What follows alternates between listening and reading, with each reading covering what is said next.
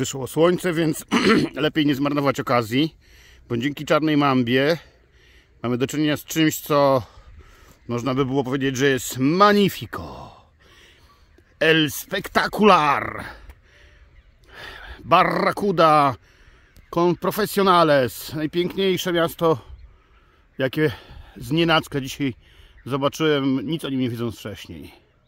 Ronda.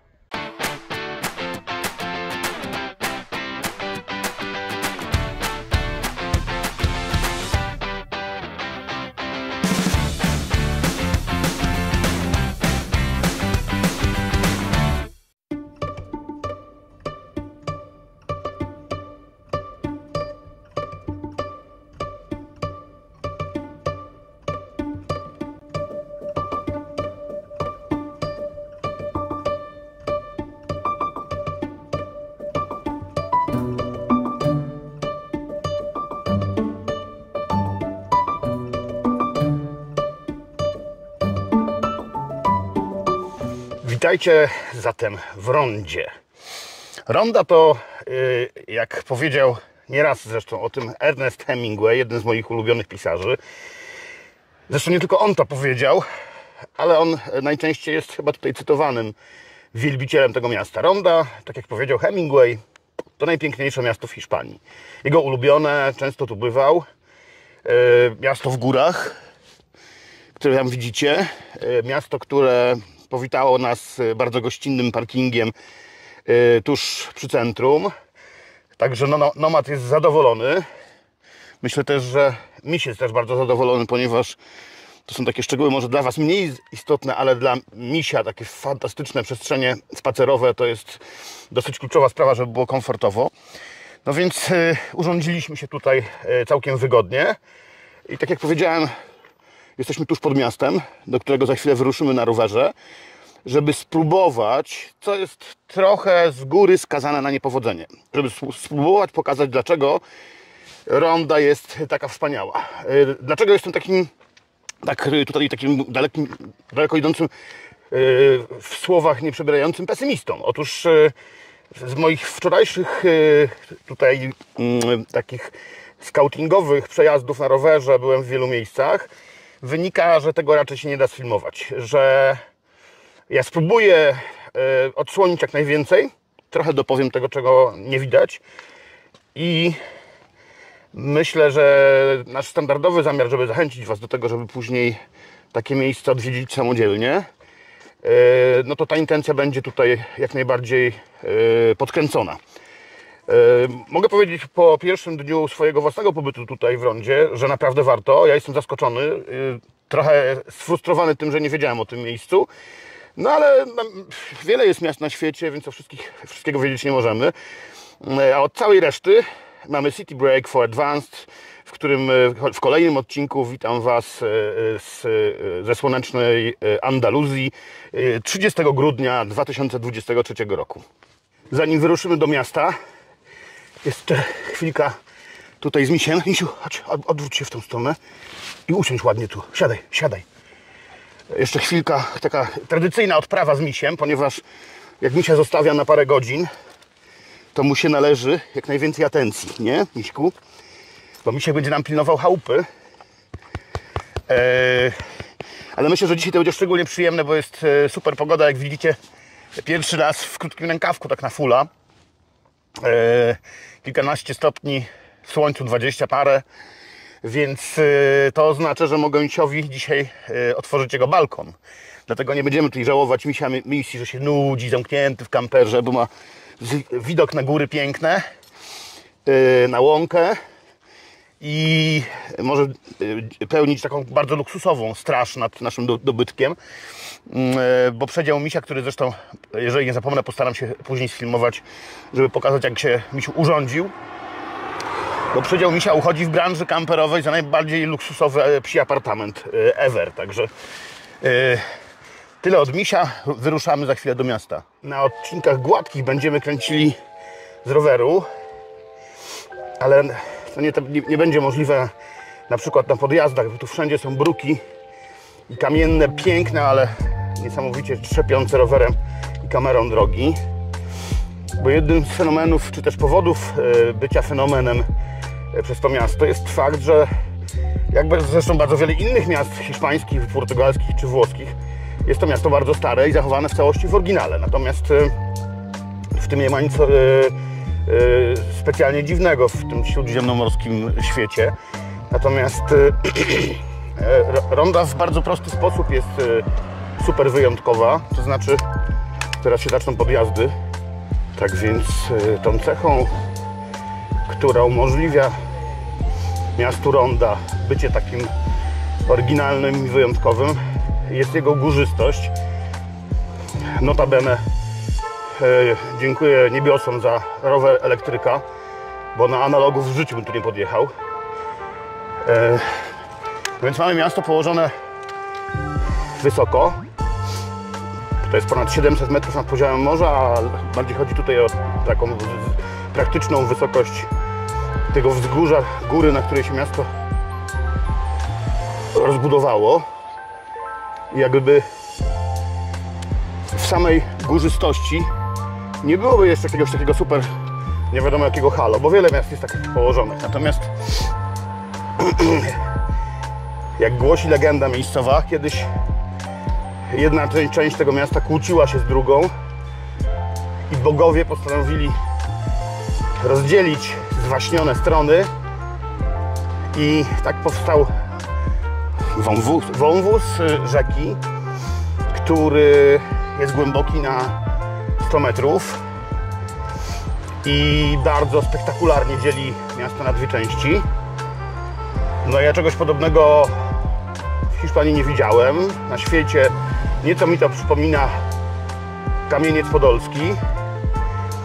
No ale tu jest inaczej. Tutaj ten klif jest znacznie wyższy. Miasto ma w związku z tym dostosowaną do tego architekturę. Super specjalne widoki. No i ma słynny most, który jest jego wizytówką i do którego za chwilę się udamy. Wtaczamy się, bo nie możemy tędy jeździć na rowerze, ponieważ to jest strefa dla pieszych, więc wtaczamy się w taki miejscowy rewir, który można porównać do sopockiego Monciaka. I tym Monciakiem dotrzemy do mostu i punktów widokowych. I to będą te miejsca, w których zaczniemy razem odkrywać fenomen tego miejsca. Według wielu artystów, którzy tutaj albo mieszkali, albo pisali, najbardziej romantycznego miasta w Andaluzji, w Hiszpanii całej, być może według niektórych źródeł miasta najczęściej fotografowanego, opisywanego między innymi w hemingwayowskiej powieści Komu bije dzwon. Więc wiecie, wysokie rejestry, nagrody Nobla, jakieś pierwsze miejsca, ła. W tym wszystkim trochę mi łyso, że ja o rondzie nie słyszałem wcześniej w ogóle.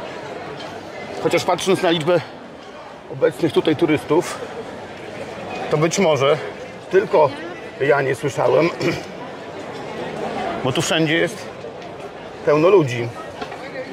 I nie jest tak jak w poprzednich mniejszych miastach hiszpańskich, po których jeździliśmy czy chodziliśmy wspólnie. To nie są miejscowi. Znaczy, miejscowych jest tu całkiem sporo. Ale turystów też mnóstwo i to są turyści bardzo, bardzo międzynarodowi. Także wydaje mi się, że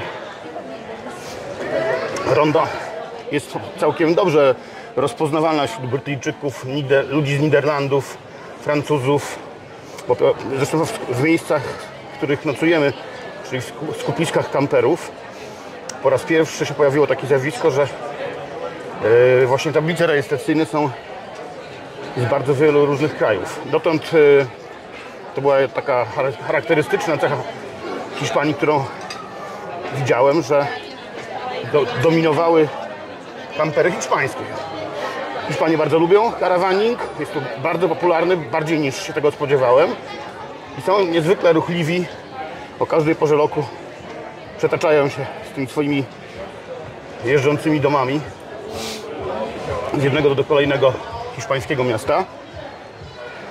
Także lud ściśle i zupełnie na serio nomadyczny. Już wiem, gdzie jesteśmy, bo już parę razy byłem. Za chwilę podjedziemy, zostawimy rower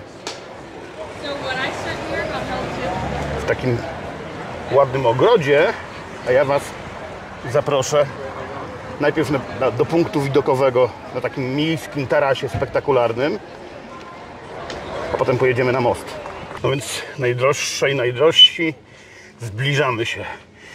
Od razu uprzedzam osoby dysponujące tym, czym mnie obdarzono, czyli lękiem wysokości, że wrażenia będą dosyć ekstremalne.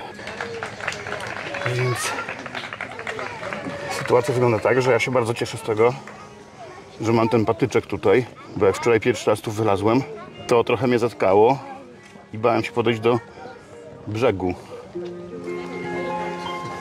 Będziemy próbowali teraz to obejść sobie dookoła i wykorzystamy fakt, że mamy patyk, żeby wejrzeć tam, gdzie wczoraj się bałem.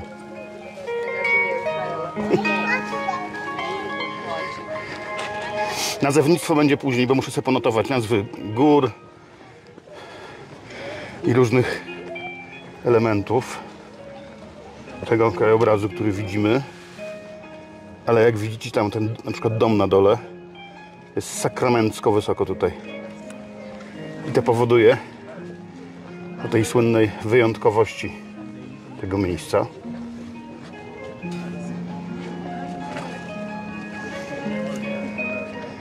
Jest taki pomysł, żeby tak położyć miasto na skraju przepaści. Na pewno byłoby to łatwe do obrony.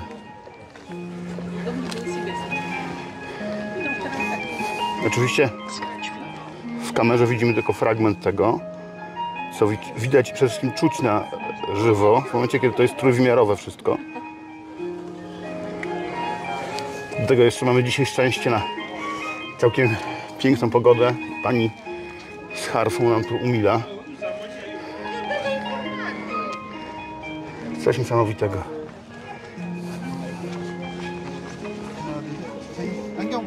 Mnie nie dziwi, że tutaj ludzie z całego świata przyjeżdżają, żeby się nagapić na to. Fantastyczne. Najlepsze jest to, że miasto jest z prawie wszystkich stron tak położone. Tego nie widać, ale ja się cały czas spietram, żeby podejść do krawędzi. Dobra, teraz chodźmy zobaczyć to wszystko z mostu. Tutaj ultra hiszpański akcent, czyli pomnik byka stojący tuż przed jednym z najbardziej prestiżowych, najstarszych i największych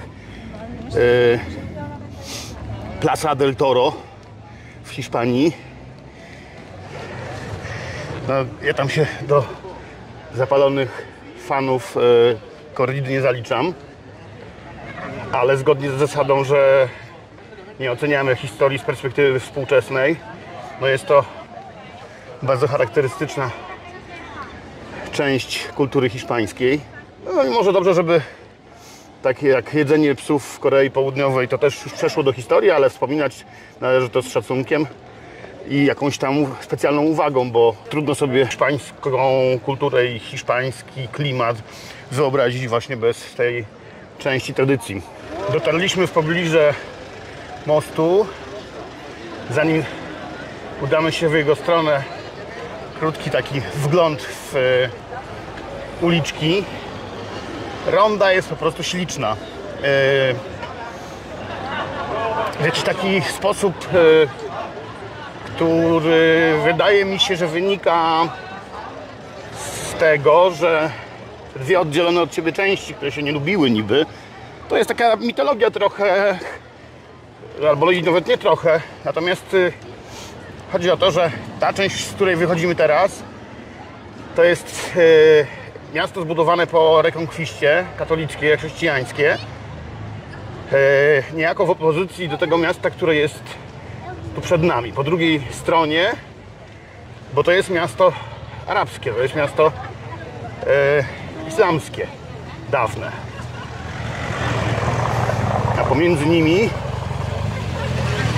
znajduje się ta przestrzeń, gdzie za karę dokonało się rozdzielenie tych dwóch światów za pomocą tego kanionu spektakularnego. I to on przesądza o tym, jakim kosmosem jest to miejsce. Ja tu cały czas na drżących kolanach operuję, bo ja kocham góry, ale ja kocham takie góry, w których nie mogę spaść 100 metrów w dół, a tu mogę spaść. Zresztą nie tylko ja, każdy człowiek może tutaj elegancko pofrunąć, bo każdego po prostu dotyczy grawitacja. Teraz możemy znowu wychynąć za winkiel. Nie zrobiłbym tego, musząc samemu się wychylić za ten kancik. I teraz słuchajcie. Teraz przejdziemy na drugą stronę.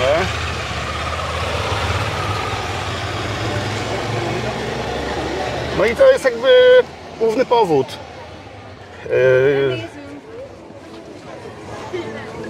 Tak to sobie wygląda.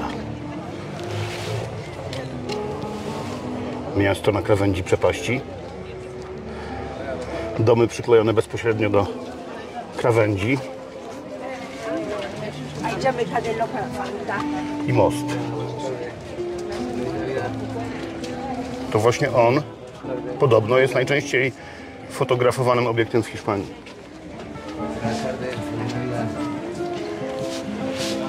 A stamtąd z tego rogu będzie taki widok chyba najbardziej. Chociaż nie wiem, który tutaj jest najbardziej.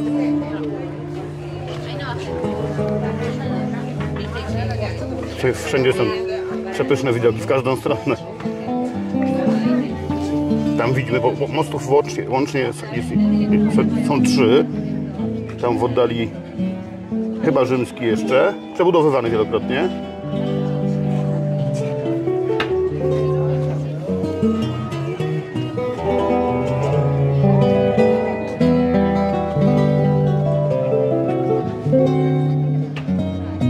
Nie komentuję, bo muszę się skupić na tym, żeby nie wypaść.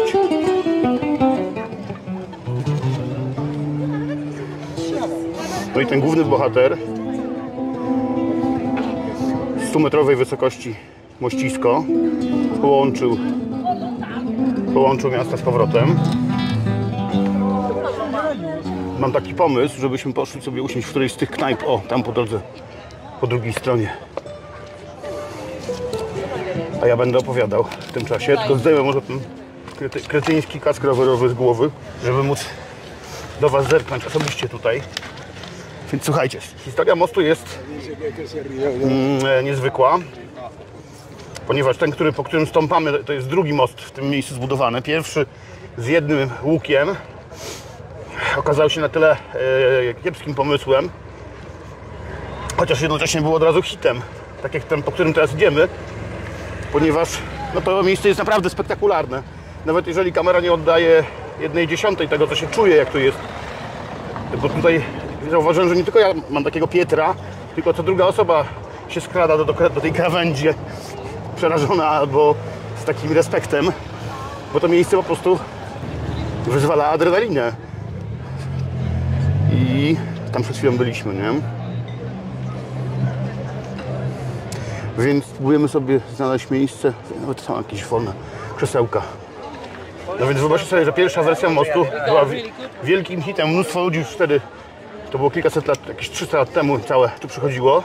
I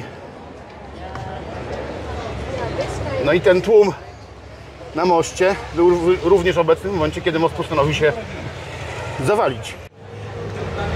Więc ta pierwsza wersja mostu zawaliła się i zabrała ze sobą ponad 50 osób. Natomiast kiedy odbudowywano tą aktualną wersję, no to już postawiono go na solidnych podporach. Są 3 łuki i w tym momencie most już nie grozi zawaleniem. Zwróćcie uwagę, jakie super te kafelki.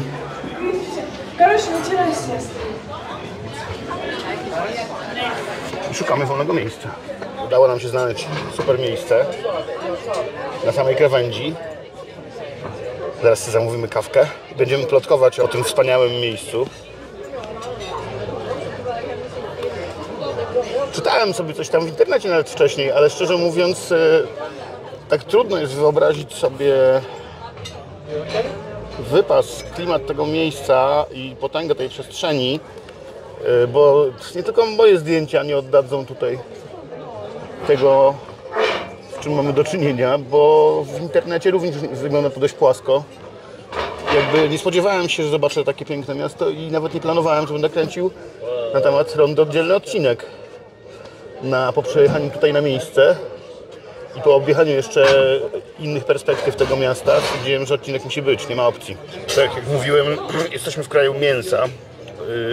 W tym menu opcji wege nie było, więc zostałem zmuszony do zamówienia czegoś klasycznego, lokalnego, więc jak już muszę, to poszliśmy w melona i miejscową super wędlinkę. Także odmeldowywuję się, żeby to skonsumować. Patrzcie na te ptaki, które tam dają czadu w tej szczelinie. Niesamowite to jest.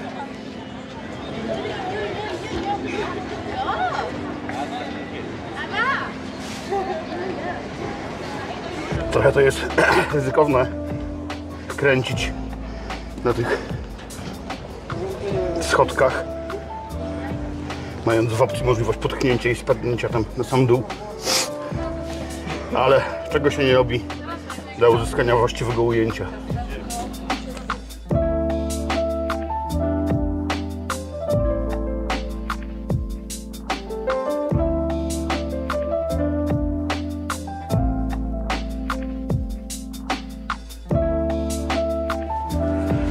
Dobra, jesteśmy wewnątrz mostu.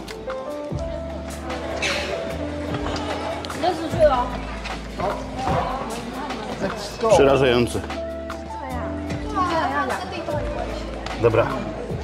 I wbijamy do wnętrza, które kiedyś mieściło izbę tortur. Także tutaj dotykamy mrocznej strony rondy. A jest ona dość spektakularna.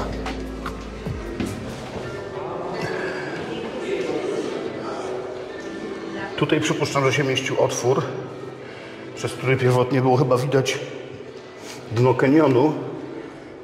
Można było tam sprawnie zrzucać skazańców.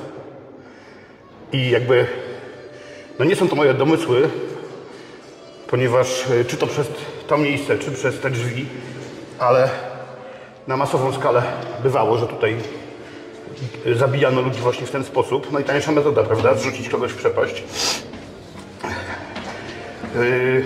Rekordowy wynik wykręcono tutaj podczas wojny domowej hiszpańskiej, gdzie z tego mostu, no według Wikipedii, która jak wiemy często nie grzeszy zbyt mocno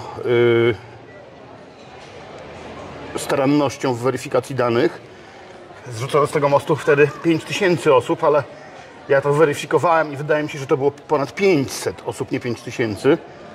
Natomiast to nie zmienia faktu, że była to masowa egzekucja wykonana na zwolennikach sił frankistowskich, czyli prawicy, prawej strony tej wojny domowej. Miasto mieści się między dwoma pasmami górskimi. Teraz czas na odrobinę nazewnictwa. To są Sierra de Grazalema i Sierra de los Nueves. Na moście, jak widzimy, spory ruch. I to nie od dziś, gdyż już w czasach Ernesta Hemingwaya wcześniej się tędy spacerowało. O czym się możemy dowiedzieć z różnych, między innymi miejskich legend charakterystycznych dla rondy, ponieważ jedna z tych opowieści traktuje o tym, że Ernest, który jak wiadomo za kołnierz nie wylewał, miał tu kilka po tej stronie Ciudad, czyli tej części islamskiej, postmaurytańskiej. Miał tu Ernest Hemingway.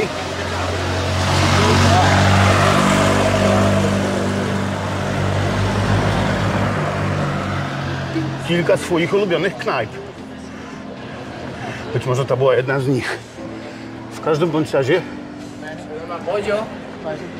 jako że Ernest lubił się zabawić, to często potem wracał zawiany z tej części miasta na drugą stronę i jako że mieszkańcy go uwielbiali i powstała taka troska, żeby się pewnego razu chwiejący na nogach Hemingway nie chybnął z tego mostu tam w tą przepaść, to specjalnie z myślą o nim podniesiono barierki po obu stronach. Nie wiem, czy to prawda, ale historyka tak czy siak fajna, więc przytaczam. A my idziemy sobie teraz uliczkami tej muzułmańskiej, kiedyś arabskiej, maurytańskiej, islamskiej. Różne możemy tutaj słowa starać się do tego dopasować. Nie będziemy wchodzili do wnętrz raczej, bo już tradycyjnie zostawiam to na wasze własne, indywidualne odwiedziny tego miejsca, bo warto, zapewniam. Natomiast połazimy sobie trochę po uliczkach, żeby poczuć klimat, bo taką mam hipotezę, że super fajność tego miasta między innymi wynika z tego połączenia ognia i wody, jak gdyby tego międzykulturowego zróżnicowania w architekturze, w genius loci. Trochę to przypomina taką parę Kraków i Kazimierz Żydowski. Więc w momencie, kiedy mamy dwa takie różne światy sklejone ze sobą, jednocześnie tak spektakularnie, być może najbardziej na świecie, spektakularnie rozdzielone, no to tutaj mamy w sumie takie coś, czego nie trzeba szukać, bo jest na samym wierzchu. Także o ile City Break for Advanced jest sens tu robić, bo vlogowo jest na co patrzeć, jak widzicie, to na przykład podcastu o Arbeli, o rondzie, przepraszam, nie będziemy nagrywać raczej, bo podcast ma tytuł Riders of the Lost Brand, więc przynajmniej częściowo nie miałbym paliwa do wykonywania zadania swojego głównego, ponieważ większość wspaniałości rondy jest dostrzegalna gołym okiem. Nie trzeba wzywać na pomoc poszukiwaczy zaginionej marki. Ale to tylko fragment prawdy. O kurczaki. No powiem wam, że mieszkałbym. Chociaż z drugiej strony dalej się nie mogę oswoić z tym uczuciem nieznikającej adrenaliny, która się wiąże z samym wyglądaniem tutaj przez ten płotek, który oddziela nas od skoku. Chryste Panie, jak tam jest daleko. Byłem wczoraj w tym miejscu na rowerze. Nawet wyżej trochę. Tam jest tego ujęcie. Możemy teraz wmontować razem z tym widokiem.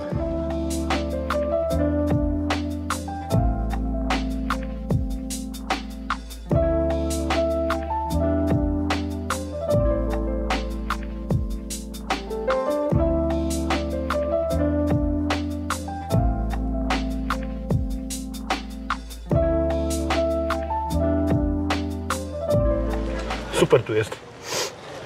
I rzeczywiście po każdej stronie zupełnie inne klimaty.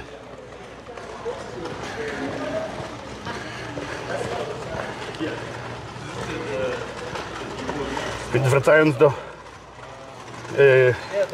ciemnej strony mocy no to zrzucanie setek osób z tego mostu w dół brzmi tak, że trochę cierpnie skóra.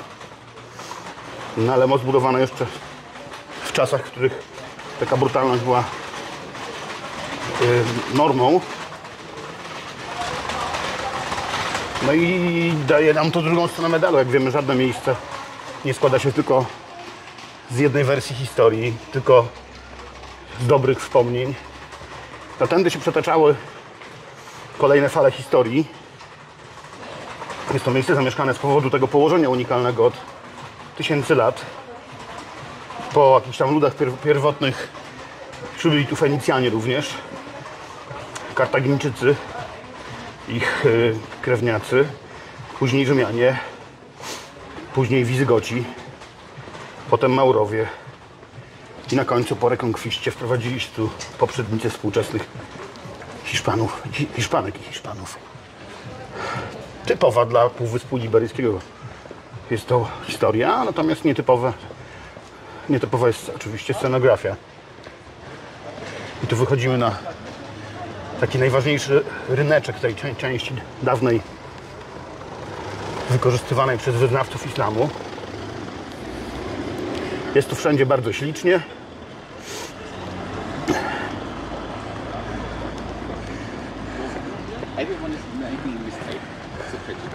No i jeżeli teraz do tych wszystkich obserwacji dodamy fakt, że ja o rondzie nie miałem pojęcia, no to łatwo sobie można wyobrazić. Nie wiem, czy wy słyszeliście o niej wcześniej. Pewnie nie wszyscy. No ci z was, którzy się teraz o tym dowiadują, to będą pewnie współdzielili ze mną siłę tej niespodzianki. No jednocześnie oczywiście musimy mieć świadomość, że ten, kto ogląda tego vloga, to dostaje już też spoilera, ale myślę, że jeżeli byście się nie dowiedzieli, to moglibyście po prostu nie wpaść na pomysł, żeby tu kiedyś przybyć. Efekty specjalne. I żeby się z rondą osobiście zaprzyjaźnić. Naprawdę warto.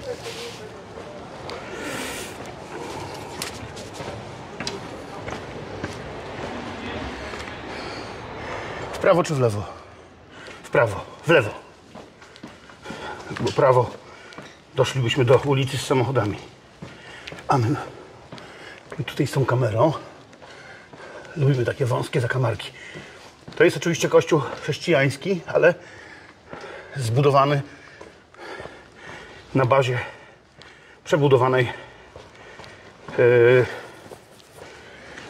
przebudowanego meczetu, który się kiedyś w tym miejscu wznosił. Także typowa andaluzyjska konstrukcja warstwowa i przykład na to. Przepraszam, że jestem zdyszany, ale tu są straszne różnice wzniesień. I przykład na to, jak wdrażano regułę, która była powszechna w średniowieczu, że tego religia, czyja władza. Więc kiedy rekonkwista przyszła na te tereny, tak jak już wspominałem o tym w Kordobie bodajże, mieliśmy tutaj do czynienia z nieco różnymi podejściami. To znaczy władcy islamscy wyznawali tolerancję i tolerowali Żydów i chrześcijan na swoim terytorium. Niekoniecznie dlatego, że byli tacy etyczni, tylko dlatego, że było ich trochę za mało, żeby zasiedlić ten półwysep i zarządzać nim, i pracować, i płacić podatki.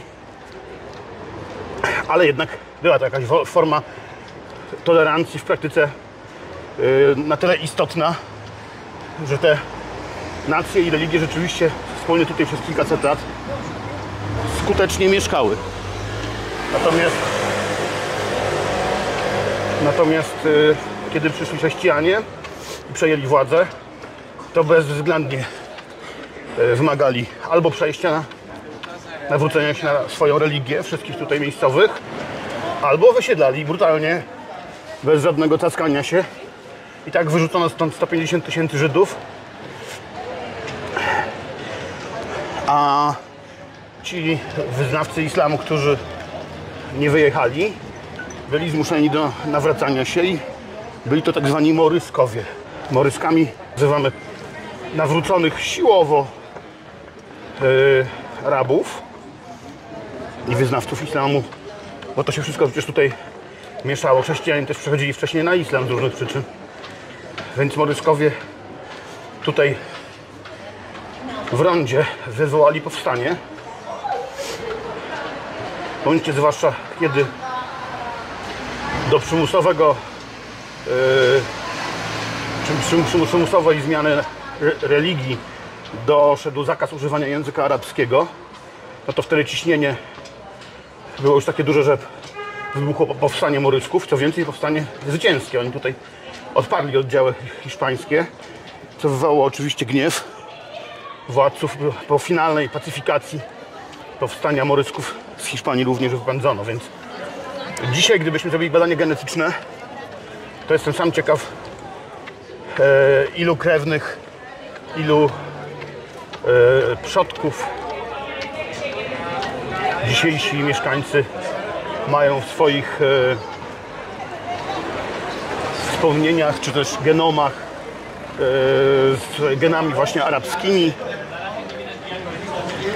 bo po fizjonomii wielu miejscowych widać, że oraz kolorze skóry, że musi być tego całkiem sporo. Postaram się później też zweryfikować, ile osób procentowo musiało wtedy opuścić całe to terytorium, bo nie wierzę w to, żeby to były miliony. No, jest tutaj oddech w tej przestrzeni. Nie dziwię się, że tylu artystów stało się wyznawcami tego miejsca w przyszłości. No to nie tylko Hemingway, ale jest cała długa lista ludzi, którzy tu przyjeżdżali tworzyć, inspirować się i tak dalej. W odcinku pierwszym z miasta Ronda City Break for Advanced opisał wstępne pierwsze wrażenia, niesamowite zresztą, bo jest to miasto niespotykanie spektakularne. Opisał pierwsze wrażenie z tego, jakie wywołuje emocje Ronda. Miasto ukochane przez Hemingwaya i wielu innych artystów. Miasto bardzo inspirujące. Zamieszkane przez tajemniczych Morysków. W drugiej części, do której Was niniejszym serdecznie zapraszam, poznacie mojego nowego kumpla, który ma bardzo długie uszy. No i dokończymy tą historię Rondy niesamowitej, która jest miastem zdecydowanie topowym, jeżeli chodzi o te wszystkie wartości, o których rozmawiamy w ramach City Break for Advanced. Dlatego warto obejrzeć. Pamiętajcie, że w każdy piątek wrzucamy nowy odcinek. Proszę o suby, subskrypcje, lajki, polecajki do znajomych. Całkiem nieźle nam się rozkręca ta nasza wideo vlogowa przygoda. Pozdrawiam Was wszystkich bardzo serdecznie i śledźcie dalsze losy, ponieważ przed nami całe mnóstwo fantastycznych andaluzyjskich, hiszpańskich, a później portugalskich miast.